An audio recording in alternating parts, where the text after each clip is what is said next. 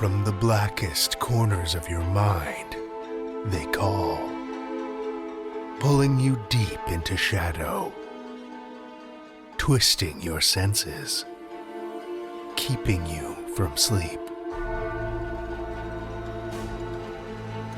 It's time to face your darkest fears. This is Tales to Terrify.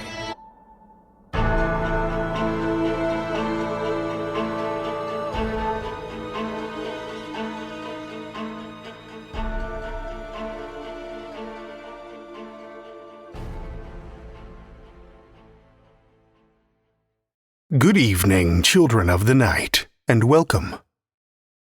We've reached the halfway mark of our annual flash fiction contest, that point where our voracious judges begin to get increasingly peckish. They've had their appetites whetted, but are still far from sated. If they don't get more to devour, I'm afraid they'll turn full feral. And that isn't good for anyone. So for my own sake, and of course the innocent general population, keep those entries flowing.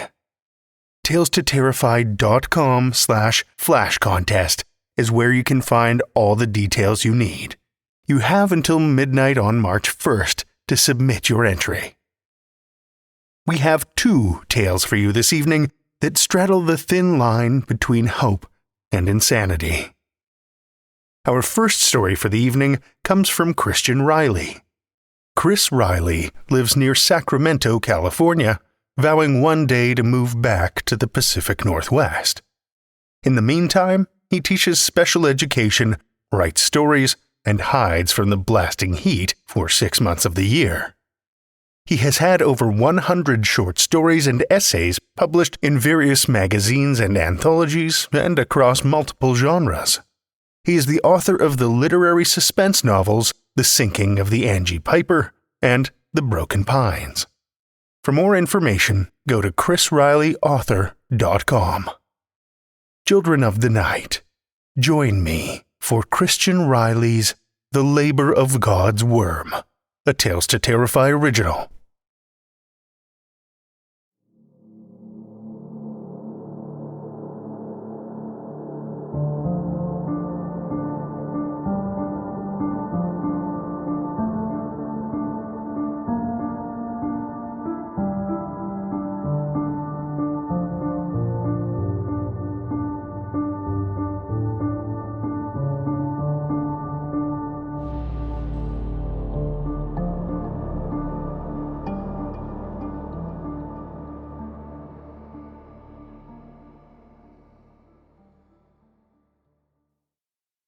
Like a hinge, William's thoughts kept swinging back to the worms. His first encounter came as a dream, exactly 1 year to the day after Jenny's disappearance. In this vision, William observed Earth from outer space. The planet was a bluish-green orb with a surface that bulged and retracted, indicative of the great squirming within. The movements of such godlike creatures as they tunneled through the planet's core. Ultimately, this dream would prove recurrent, plaguing William with profound frequency. Nightly. Daily. Any time he so much as closed his eyes for rest. But it was only a dream. And of the worms, they found other means to enter William's mind. Of course he saw them in the foods he ate. Noodles and rice were no longer on the menu, but this mattered little. A side of beef, a baked potato, some blanched asparagus, all vague pretexts of nourishment, as William saw them for what they might have really been. Seared circular muscle layer, bloated and cracked septum, green nematodes pulled from the sea. They were all worms. His front lawn crawled with them. Each blade of grass, linear in structure, was a worm. Even the clouds have adopted this form, a massive cumulus describing the soft opaque clitellum of a nightcrawler. As parts of a whole, the universe itself suggested the overwhelming presence of something worm-like. Spiral galaxies. The circular orbits of countless suns and satellites, black holes and wormholes. Were they not each of them a ghostly hint of something that bores and curls, that draws its winding, sightless path into the depths of eternity? William certainly thought so. He mulled over these thoughts day and night, as they served as impressions of something tangible, in a world that made little sense to him anymore.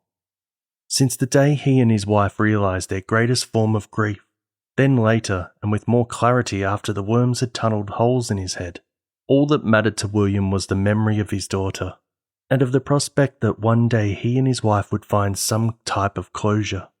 That one day, despite the inherent horror and dread, William and Madeline would find a fragment of their daughter's corpse, and that they would at last grant this find to its rightful place, into the family plot, to the soil below, with its many and more waiting, wriggling, ravenous worms.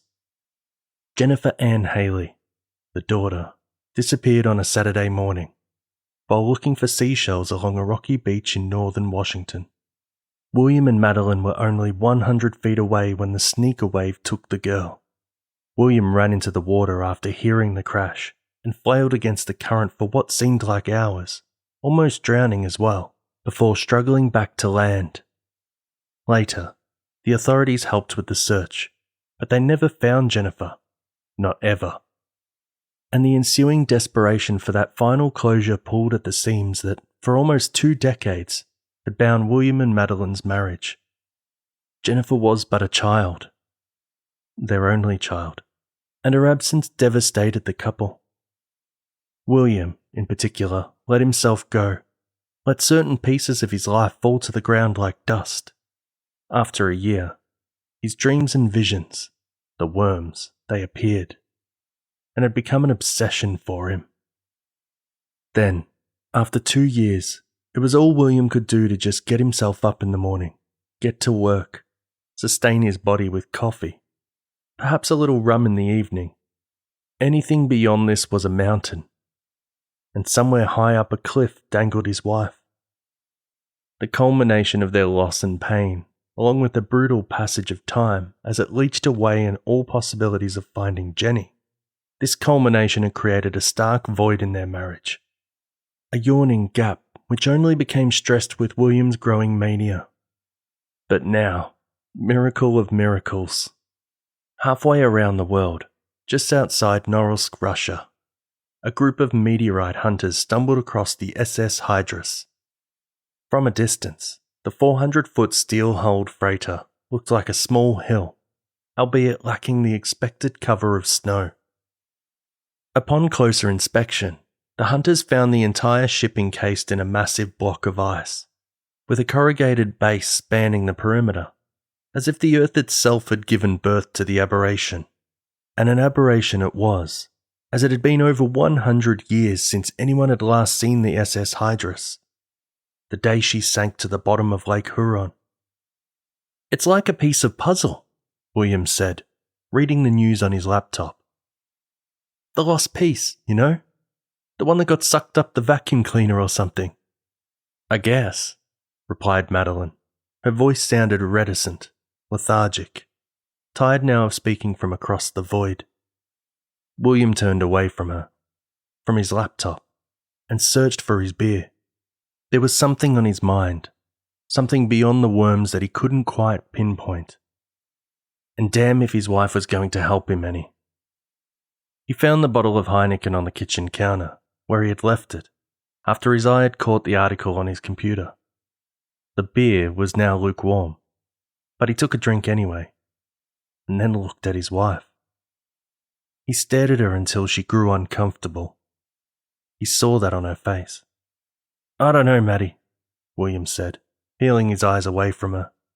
"To tell the truth, it's kind of scary." After a pause, Madeline said, "I've got some errands to run." She went to the door with her purse and keys, gave a sigh, and then said, "I'll see you tonight." A week later. "They found another one, Maddie." William's eyes were glued once again to the screen of his laptop. His throat felt tight as a drum. His hands were moist and sticky. as if they had been immersed in water. They found an airplane somewhere in Mexico. So I heard, replied Madeline. She was in the kitchen with a glass of wine in one hand, absently wiping a stain on the counter grout with the other. William supposed it was all still too new for her, too bizarre. He considered his wife's skepticism, though he hated it. This plane, he continued. It disappeared in 1948, had 36 passengers on it, and they say it went down in the Bermuda Triangle. William stood and took a step toward his wife, unable to hold back his enthusiasm, despite her unspoken objection. An objection to the path they both knew he'd been travelling on. It was the same path since the tragedy. Only now, things had grown much faster. Faster than the crawling of the worms. The Bermuda Triangle, Madeline. That's in the ocean. Like the other one. That ship in Russia. The plane disappeared into the ocean. Specifically, the plane was a Douglas DC-3, with the last known whereabouts somewhere off the coast of Miami, some 65 years ago, until an old man discovered it behind his house in Cheatham, Mexico. A colossal ice cube that had sprouted in the night. Everything about the plane's condition was identical to that of the SS Hydrus, with one exception. The passengers were still inside. When the proper officials finally arrived upon the village, a horde of Cheatham men were 3/4 into the plane with pickaxes. Several bodies were thawing on the tarp outside, slabs of meat, their shapes still contorted to match the void of their former seats.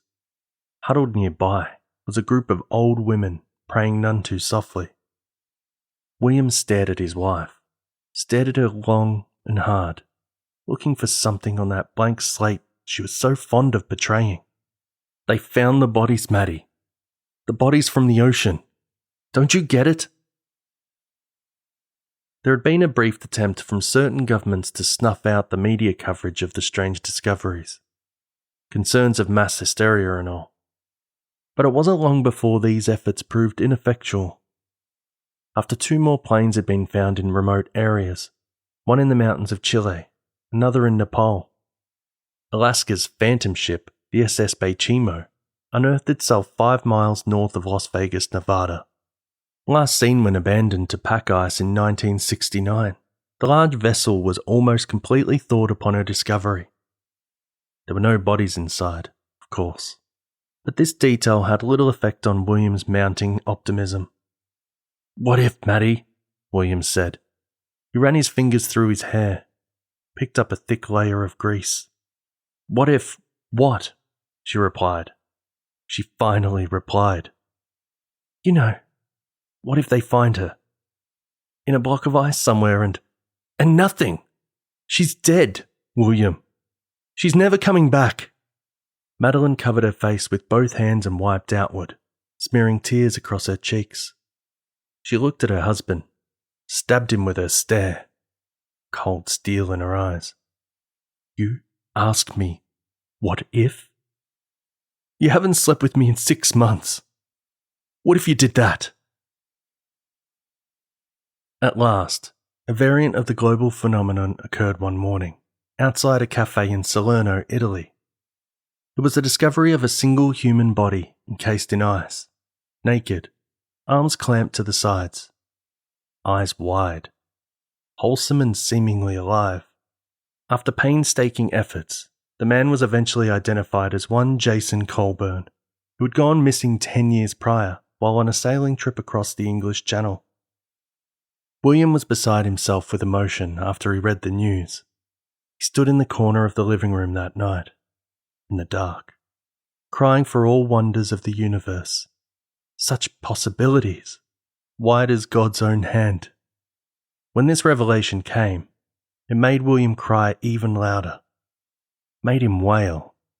His mind worked laboriously to put together all the pieces.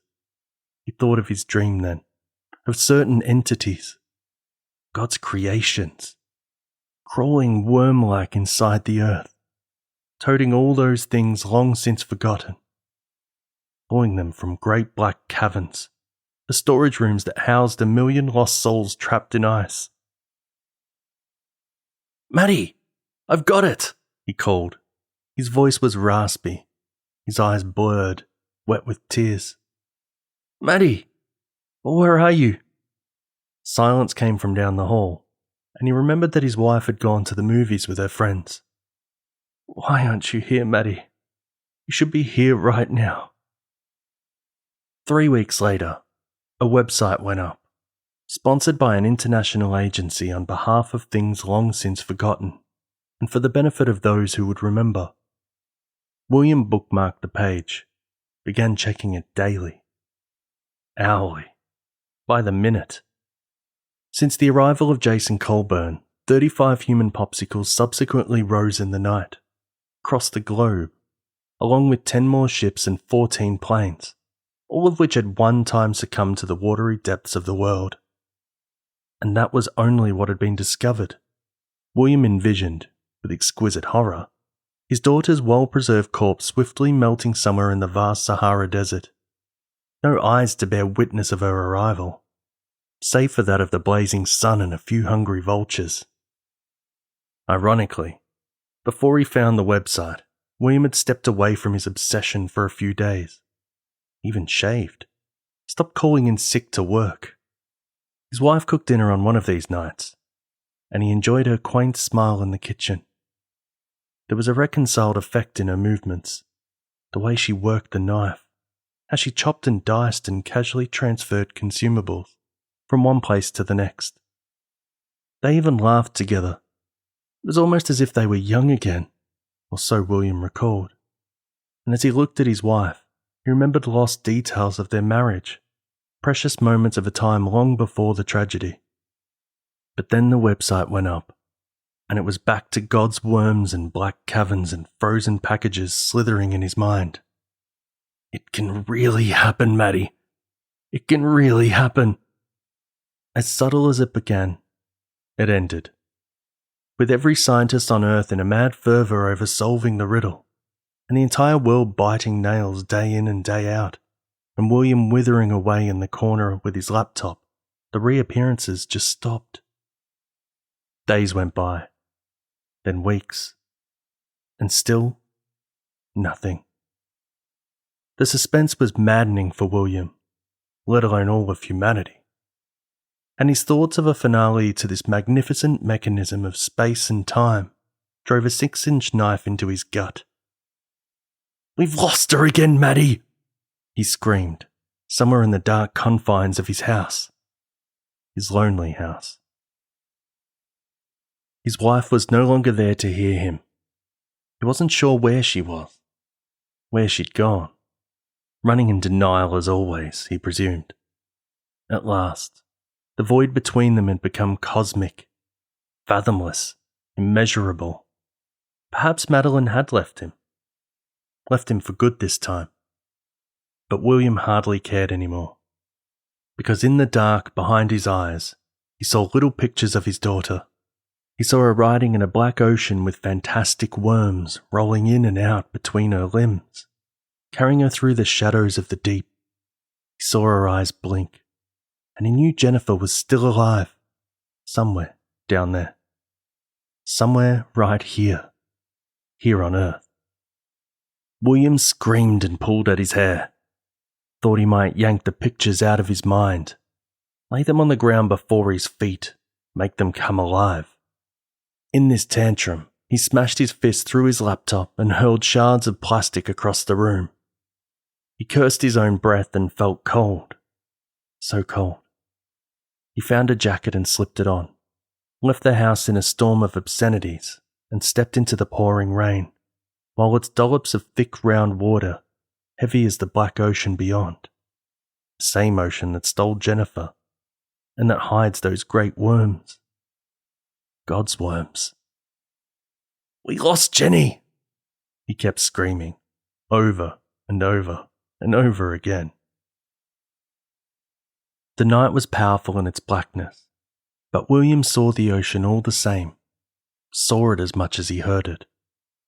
And the sound might as well have been Jenny's own voice whispering into his ears, or Madeline's, or perhaps even God's.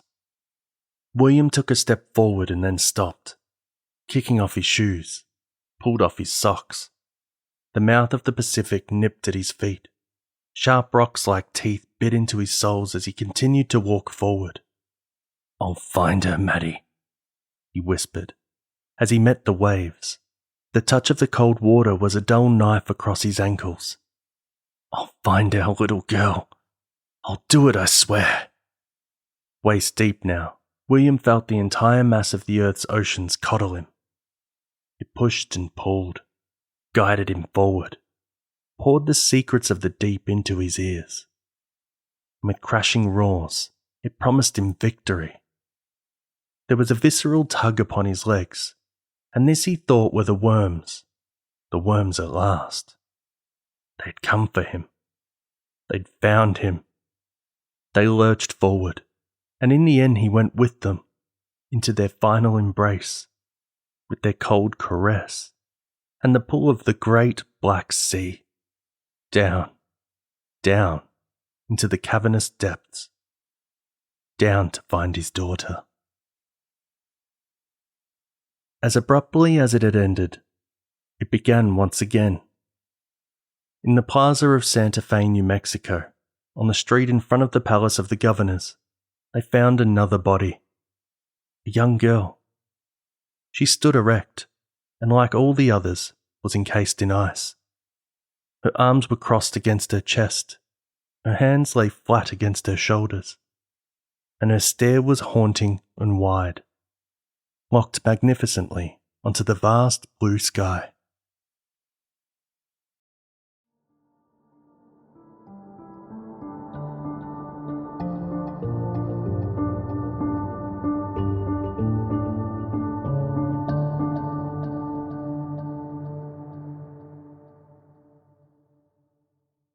That was Christian Riley's From the Labor of God's Worm, as read by James Barnett. James Barnett, aka Jimmy Horrors, is the creator/host/producer of the Night's End podcast. When he's not banging his head against the monitor editing audio, he scribbles horror stories. Check him out at jamesbarnettauthor.com or the Night's End podcast at nightsendpodcast.com. The Night's End podcast is a short story podcast. With a focus on dark, speculative fiction, it hopes to leave you wishing for the night's end before each story is through. Thank you, James. Our second tale tonight comes from Matt Thompson. Matt Thompson is an experimental musician and writer of strange fictions. Despite hailing from the damp and isolated island nation of Great Britain, he currently finds himself resident in the northerly climes of Minnesota. His work has been published at Black Static, Pseudopod, Vasterian, Nox Paradolia Anthology, and many more worthy venues. You can find him online at matt-thompson.com. Listen with me, children of the night, to Matt Thompson's The Lady of the Harvest, a Tales to Terrify original.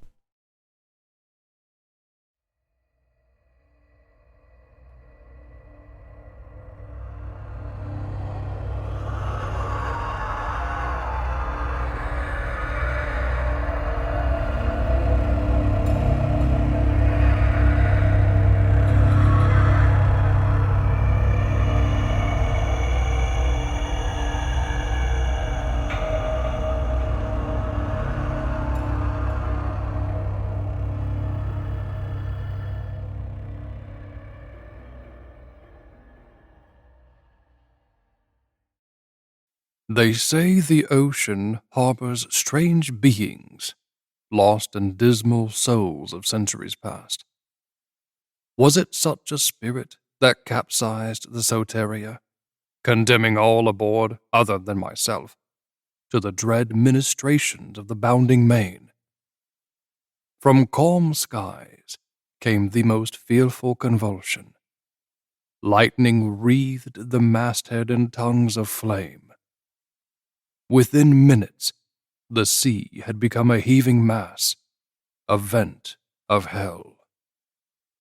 Beyond reason lies the unnatural, and then the uncanny. such a conflagration could only have an origin not of this world. What misfortune that I should have been chosen thus, a plaything of the gods! The tempest howled for a day and a night. When she was done, only wrack was left. Somehow I managed to lash together a raft from the wreckage. My shipmates, carrion to the circling scavengers, seemed to cheer me on as I labored. One after another, their sodden figures sank beneath the waters, arms stiff in salute to this final delegate of our doomed voyage. I drifted for I know not how long.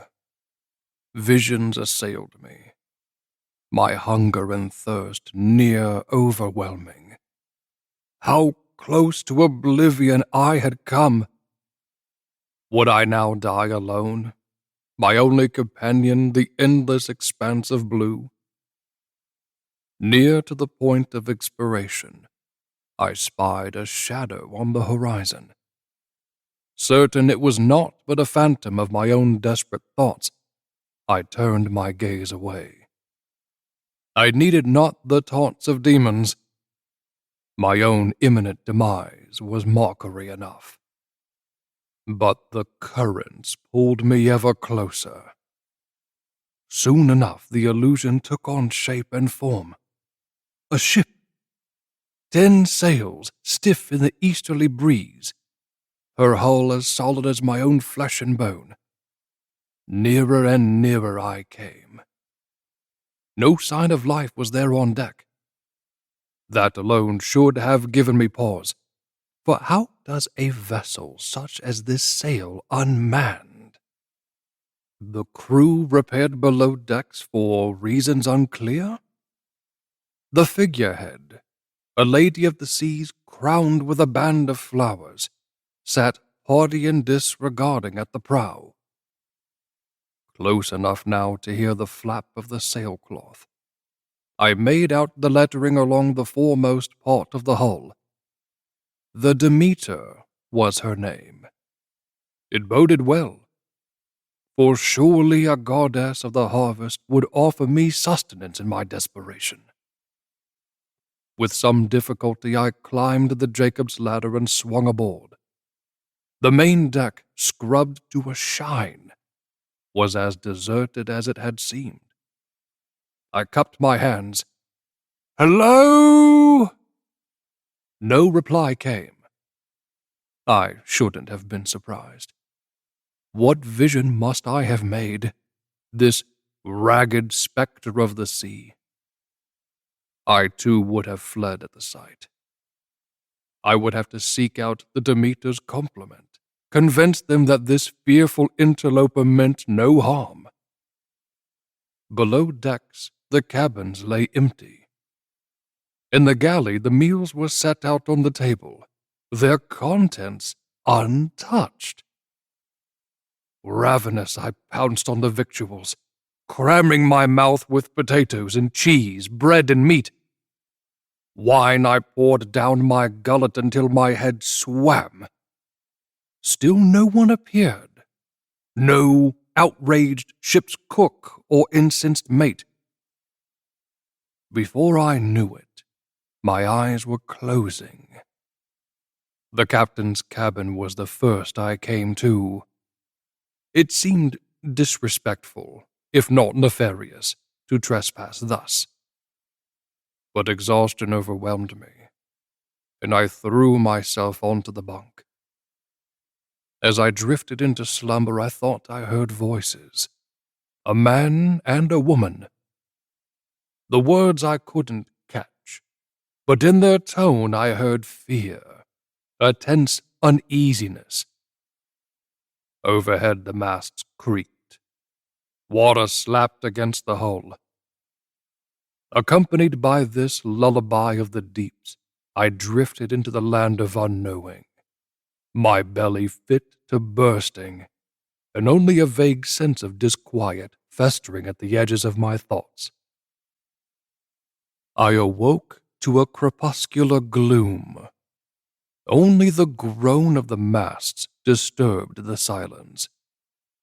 I stared into darkness for a while, considering my options. Could I steer the ship to the nearest port alone? And what calamity had befallen the captain and crew to leave this magnificent vessel abandoned to the elements? As I was pondering these questions, I became aware of a presence beyond the cabin door. Were those footsteps shuffling along the passageway? Icy fingers clutched at my heart. Was I not alone after all? Why, then, had my mysterious companion not made themselves known to me? Back and forth the steps went, back and forth, louder and then softer. For a moment I wondered if one of my shipmates from the Soteria had, by some miracle, survived to make their way here. But this was the Demeter, and all aboard my ship had perished beneath the waves.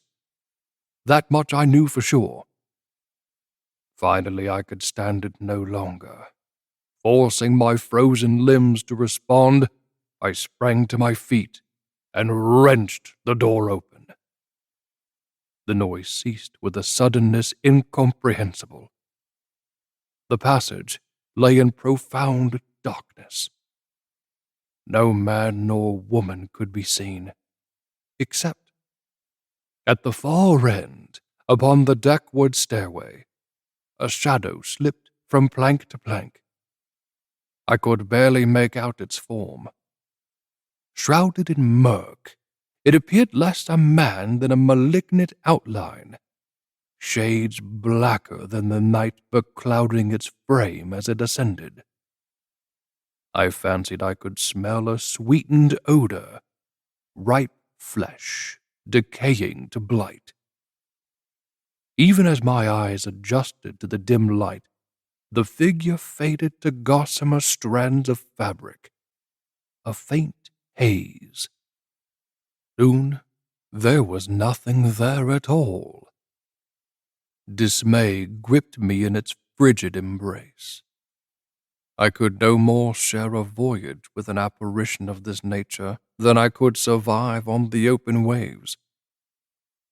Had I stumbled upon a ship of ghosts? There were tales, of course. From port to harbor one might hear fables of the spectral vessels that plowed the seven seas. Their origin, unknown. Their purpose, unimaginable. Whosoever might stumble upon them would not be expected to survive. If they somehow should escape, then madness would be their constant companion from that day forward. Insanity, delirium, and, finally, the blessed relief of death.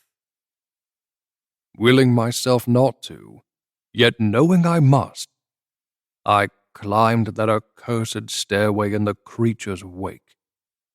All the while I expected that fate might strike me down, fate in the form of a spectre, a ghoul, a fiend.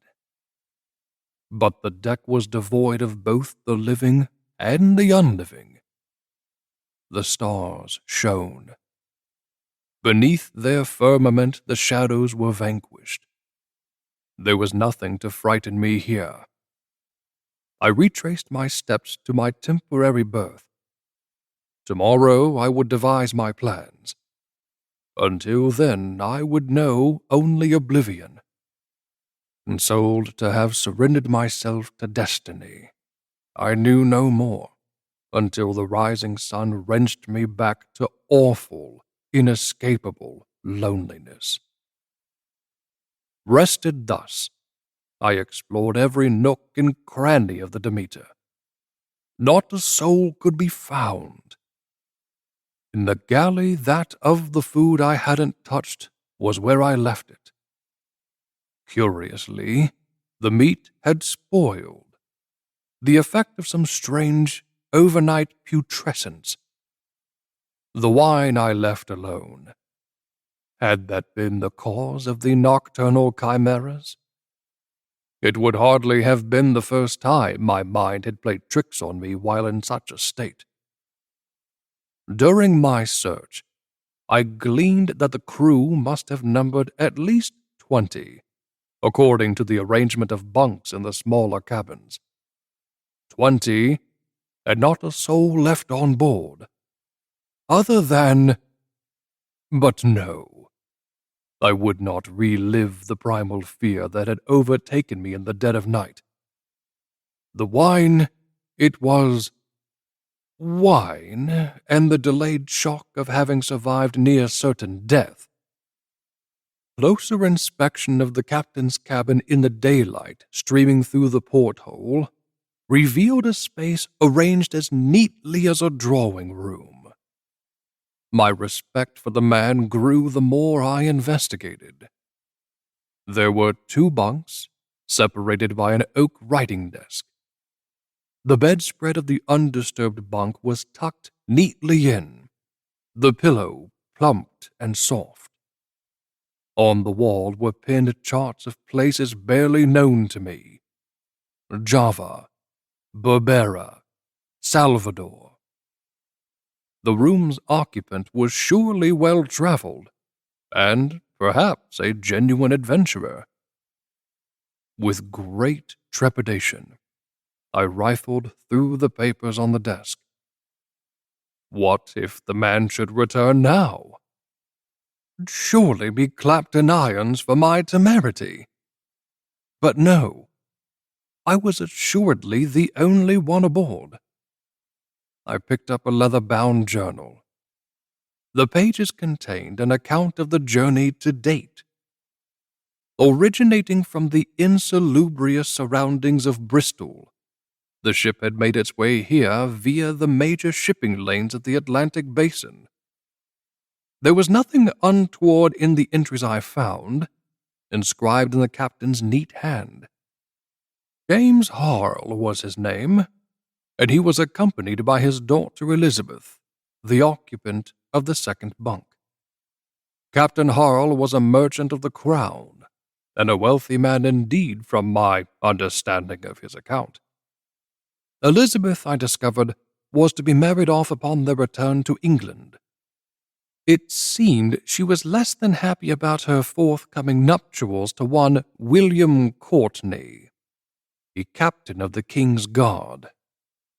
I found myself smiling on more than one occasion, sensed Captain Harl's exasperation at this state of affairs. For what man wishes complications upon himself? All he wanted was to return to his wife and estate, and see his only offspring made an honest woman of. A hollow feeling nestled in the pit of my stomach as I followed their story. What had caused them to abandon ship? I turned to the final page of the journal. Here, surely, I would find some answer to the riddle. The penultimate entry detailed mundane matters of wind and waves. Beneath, the last passage had been etched onto the page with barely enough ink to mark the paper, the captain's hand thin and spidery. What was it we saw? He had written. Ever since that night our appetite is gone. Elizabeth, my darling daughter, wastes away.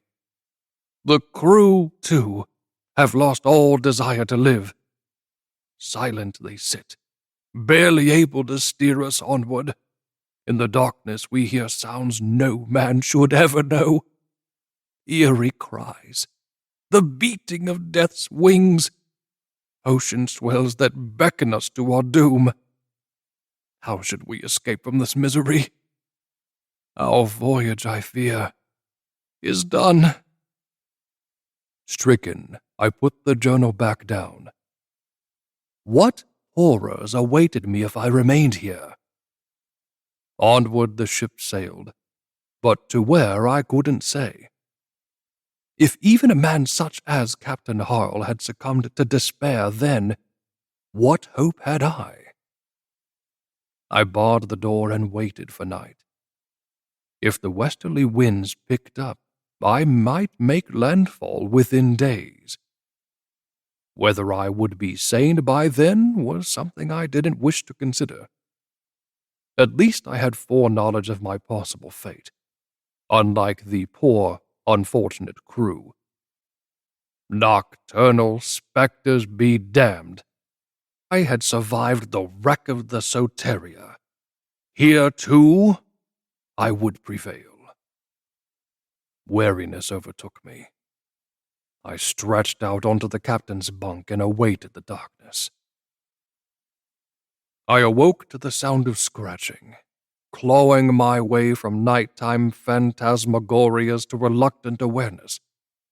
Were there rats on board? At least not all God's creatures had abandoned ship. I blinked, clearing my vision to seek out the source of the sound. A shaft of moonlight speared through the porthole. Not 3 feet away from me sat the figure of a man. Hunched over at the desk, he scribbled at the journal, quill clutched tight in bent fingers. Unable to move a muscle lest he become aware of my presence, I lay frozen, the thudding of my heart deafening in my ears. How had he not seen me? Perhaps we, the living, are invisible to those of the other realms. Perhaps he was blind, despite his furious drafting. Or, most disconcerting of all, I had no more significance to him than I had to the wind and waves and sky. He lay his quill down and buried his head in his hands. Surely this was the same apparition I had seen the previous night. Were the crew of the Demeter so overwhelmed by his presence they had no recourse but flight? But I knew a man such as Captain Harl would lead by example, and never would he desert his daughter, his own flesh and blood. The figure rose unsteadily to his feet and shuffled across the cabin, giving not a sign he was aware of my existence. The door opened and closed, and I was alone. Lunar rays illuminated the open page he had written upon. The words stood out as clear as day. Trembling, I rose to cast my eye upon them. The crew decline by the hour. 4 have gone overboard now. The rest, I fear, will follow, despite my cajoling them to overcome their despair. We must go onward. Phantoms be damned! Elizabeth is my only salvation. For her I continue, for her I must be strong. Our fate is in our hands now. So, Captain Harl, this was. What could have happened to twist him into this monstrous form? Would this be my fate too? I knew I had no choice but to confront him. I would surely perish if I did nothing. Oh, death, come for me. Come and do your worst. With fear in my heart, I crept from the cabin. The passageway was strangely empty. Had he moved quicker than I imagined? Willing my feet to move, I made my way to the site of last night's horrors. None stood on the stairway. Above deck, the same. In the shapes of the stars, I saw fell patterns, hooks, knives, leering faces. The very air had stilled. A chill stole through my bones, my flesh flinching from imagined blows, writhing hands. At least the figure had guided us still. To where, though, I knew not. Adrift we were, I and the ship, and the lady at the fore. But wait. Our noble lodestar with her crown of petals was not alone. Beside her stood another, the tall and elegant outline of a young woman, slender fingers reaching out to caress the carven form. Was this the one I had encountered in the passageway? Now I might discover the truth about the Demeter, the maddened diary entries, the empty hulk upon which I stood. "Oi!" I cried. My voice lay flat on the dead air. "Where is the ship's company?" She whirled around. I had never seen one so beautiful. Eyes wide in terror, she clasped a hand to her mouth. "Please," she gasped, "spare me. I am betrothed, sir. Let me live." Her words came muffled, as if surfacing from the briny deeps. Not wishing to afear her any more than I already had, I raised a hand in supplication. A racking sob escaped her. The boat yawed and swayed, the sails billowed, and a shuffling came from behind me. The sound was all too familiar. How foolish I had been, stricken at the thought of what I might see, yet knowing I must face my destiny. I turned to lay eyes upon my nemesis. It was not just one man. 15 they were, strong and true voyagers of the sea. None approached. In the wan moonlight they resembled statues, less human still than the brave lady at our prow. At their head stood their captain. I reached for him, a smile upon my face at last. "Captain Harl," I tried to say, but the words came as a pained hiss. Stepping back a pace, he drew a cutlass from his belt. "Strike him down," the first mate cried. Others joined in, exhorting their leader to murder me in cold blood. Still, Captain Harl hesitated. Gracious he was in that moment, imperious yet terrible. "Father!" Elizabeth, for I knew her now, ran to him. "If you strike this demon down, he will only return twice as strong." "Demon?" I barked out a mirthless laugh. They thought me a spirit of the ocean. What new absurdity was this? Captain Harl shielded his daughter behind him, revulsion twisting his features into hatred. He raised his weapon to strike. "No!" I wanted to cry. "You were wrong! Wrong! Wrong!" But no words would issue forth from my lips. Cold overcame me. The call of the grave rattled my bones. All I could do was bow my head and await the inevitable. A cleaving of the air, and frozen steel frosted my flesh. Elizabeth wailed, a banshee shriek that echoed out over the waters. Yet still I was aware. Had the captain somehow spared me? When I dared straighten up, Captain Harl was staring at me, an expression no man should ever hold on his face. 2 of the crewmen stood upon the rail. The cutlass fell to the deck. In place of its blade, a jagged, smoking stub poked from the handle. Ashen-faced, Captain Harl tipped forward and lay still. The crewmen plunged, silent, to their dooms. Elizabeth dropped to her knees, babbling. The remaining crew backed away, fear enshrouding them like an ocean fog. And I knew. Soon enough they would all be gone. I would be alone once more. The captain's journals told no lie. It was I who haunted this vessel. I who had brought shame upon my soul. I who had no words of apology. There would be none to hear them anyway.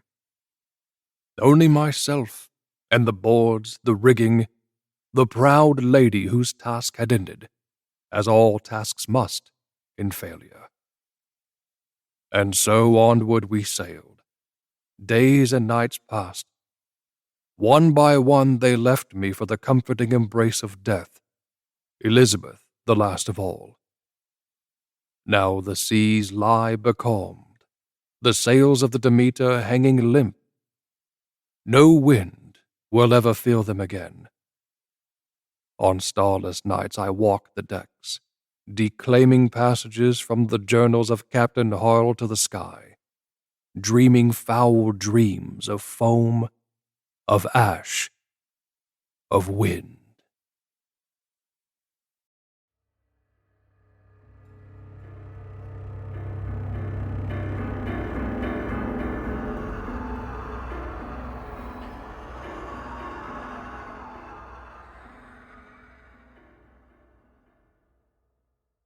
That was Matt Thompson's The Lady of the Harvest, as read by James Cheatham. Born and bred in the USA, James has literally been around the world and back again. He is a retired military veteran that has been to war 4 times. Now, he narrates audiobooks full-time. He started back in 2018 with some divine direction and is absolutely loving it. Thank you, James.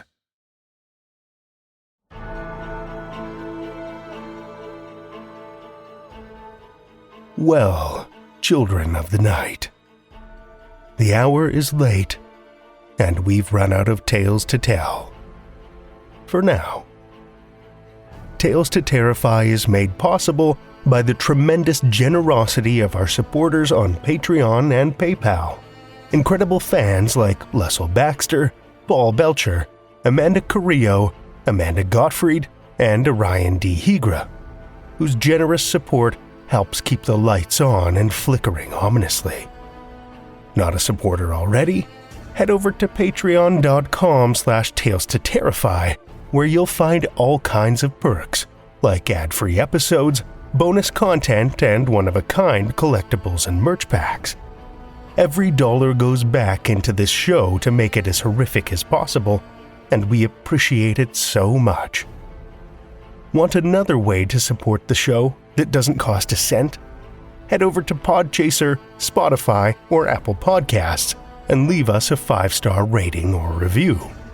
You'll not only put an unnaturally wide smile on our faces, but help new listeners discover our terrifying tales too. Why not share your love of the show out in the world with some Tales to Terrify merch? TalesToTerrify.com/merch will take you to our TeePublic store, where we've got a great collection of creepy custom and curated designs, so you can show those around you just how twisted you truly are. Tales to Terrify is produced by Seth Williams, Meredith Morgenstern, Andrew Gibson, Crystal Hammond, Spencer Disparty, and myself, Drew Sebastini, with original theme by Nebulous Entertainment. Tales to Terrify is distributed under a Creative Commons Attribution, Non-Commercial, No Derivatives license.